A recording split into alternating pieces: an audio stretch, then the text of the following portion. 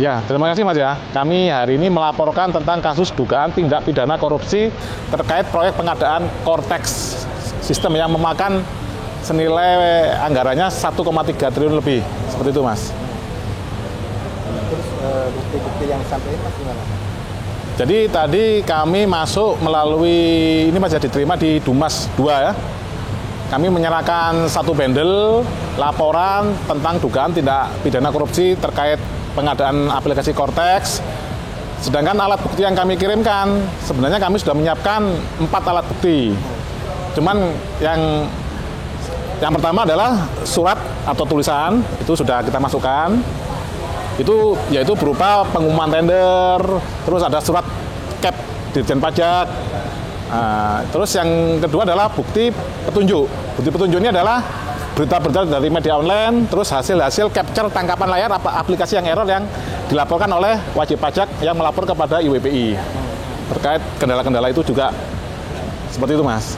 Kalau indikasi penyimpangannya di mana secara khusus gitu? Jadi kalau aplikasi pengadaan Cortex ini adalah aplikasi yang digunakan untuk pelayanan publik di bidang perpajakan.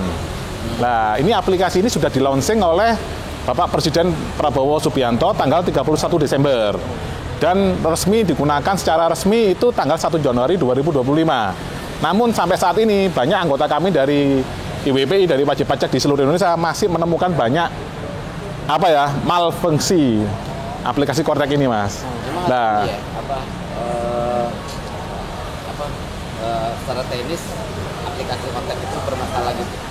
Betul Mas, jadi aplikasi Cortex ini bermasalahnya malah justru dengan dikeluarkan Cap 24 tahun 2025 oleh Pak Dirjen Pajak. Dari Cap itu menyatakan bahwa Cortex ini bermasalah dan untuk 790 wajib pajak tertentu itu boleh menggunakan aplikasi yang lama Mas. Nah ini yang justru aneh.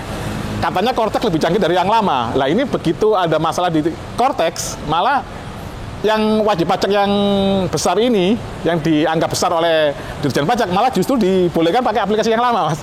Harusnya kan dibalik.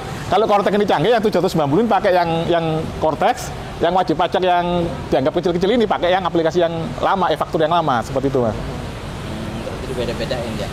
Tapi kebijakan itu bisa nggak sih kebijakan Dirjen Pajak itu mengeluarkan kebijakan tersebut sementara masa jabatannya sudah selesai?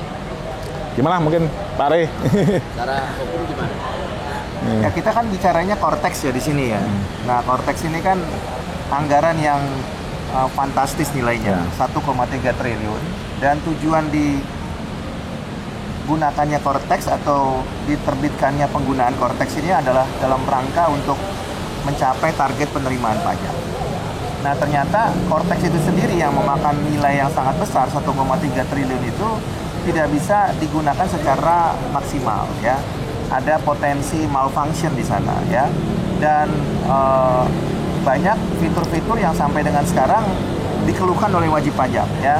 Contohnya login yang bermasalah, kemudian penggunaan sertel untuk penerbitan faktur pajak yang bermasalah. Yang kemudian itu berdampak kepada kerugian wajib pajak.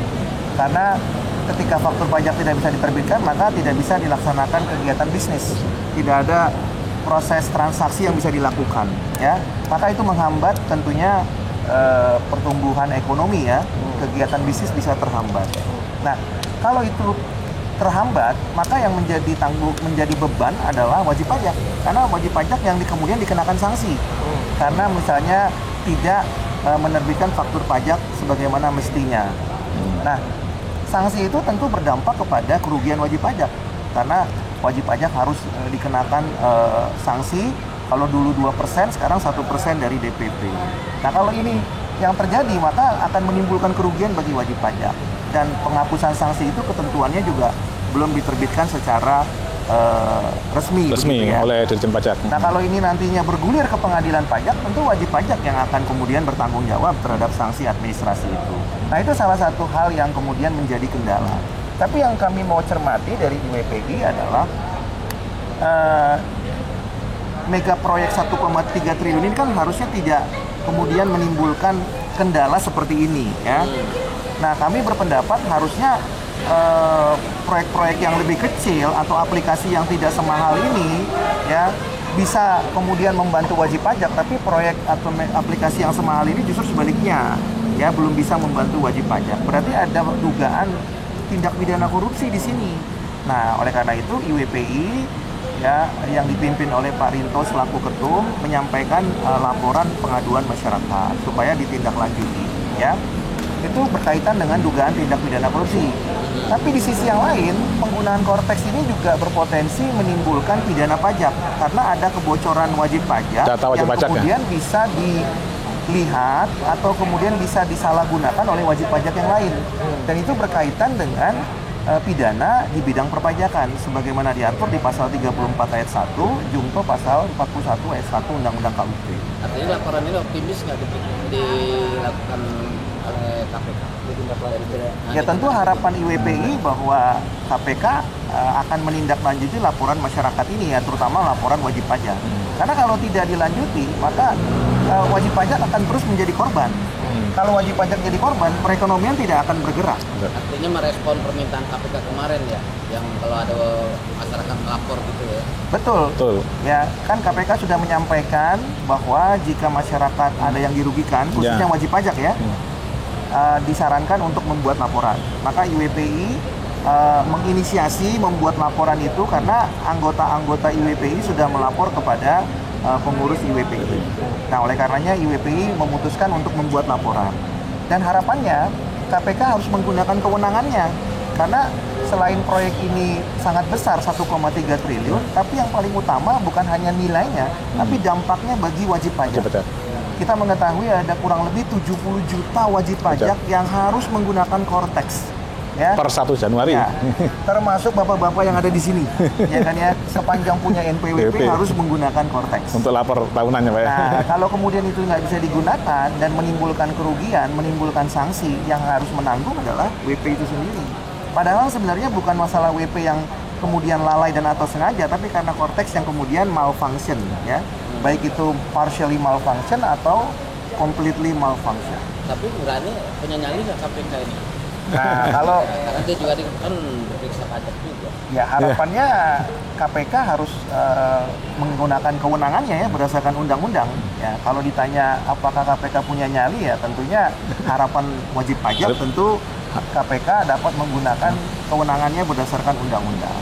Ya, dan harus demikian begitu ya. Tadi masih ada bukti yang diminta nggak Bang, harus dilengkapi lagi apa dari KPK itu, atau sementara ini KPK bilang cukup apa gimana?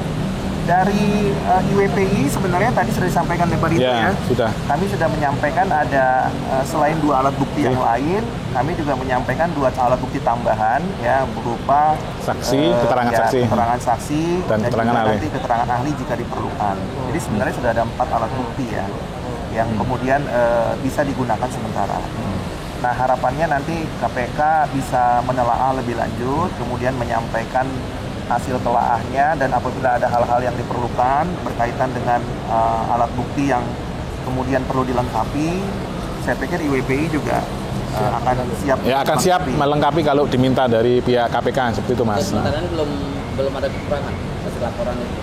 Kalau laporan sementara diterima dulu, Mas. Jadi sistemnya di KPK ini adalah kita masuk melalui Dumas dulu, pengaduan masyarakat. Di situ ditulis apa saja yang kita laporkan terkait pengadaan apa, siapa ini ya, apa yang dilaporkan. Terus itu kelengkapannya apa saja. Itu aja, Mas. Tadi nanti itu baru nanti itu tadi keluar namanya nomor registrasi ya. Nah, nanti kalau sudah ditelaah dari tim penyelidik atau apa itu baru nanti keluar namanya nomor agenda seperti itu, Mas. Yang lapor siapa? Yang kita laporkan sekarang ini adalah Dirjen Pajak. Dirjen Pajak juga. Nggak termasuk sama penyelenggara apa pembuat aplikasi Cortex itu? Belum. Kita hanya fokus pada penyelenggara negaranya dulu, Mas. Nah. Kami perlu tambahkan juga rekan-rekan bahwa kita tahu bahwa KPK punya kewenangan berkaitan dengan dugaan tindak pidana korupsi. Penegak hukum yang lain juga punya kewenangan berkaitan dengan tindak pidana pajak.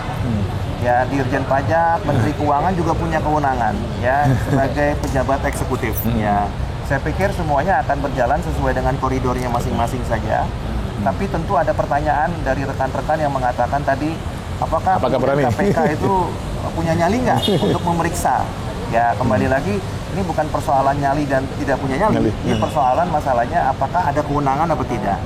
Kalau kewenangan itu ada, saya pikir tidak perlu ditanyakan ada nyali apa tidak, tentu kewenangan itu harus digunakan. Dan penggunaan kewenangan itu berdasarkan dengan hukum yang berlaku. Karena dulu pernah ada kasus juga kan Dirjen Pajak zamannya Adi Purnomo Ya. juga.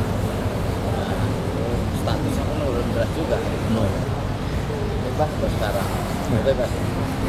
Ya, harapannya tentu kembali lagi kerjaannya ya. Harapannya tentu kembali lagi bahwa laporan ini bisa ditindaklanjuti ya. Gambaran besarnya adalah ini untuk kepentingan nasional ya, karena kalau WP banyak yang mengeluh maka perekonomian tidak berjalan. Kalau perekonomian tidak berjalan ya tentunya akan berdampak sangat luas sekali ya. Ada perekonomian nasional. Nah, dan itu melebar kemana-mana kalau perekonomian nasional itu terganggu. Akan banyak ini ya, PHK, kemiskinan akan bertambah seperti itu, Mas. Oke. Begitu yang bisa kami sampaikan sementara. Siap. Terima kasih rekan-rekan. Selamat sore. Sore.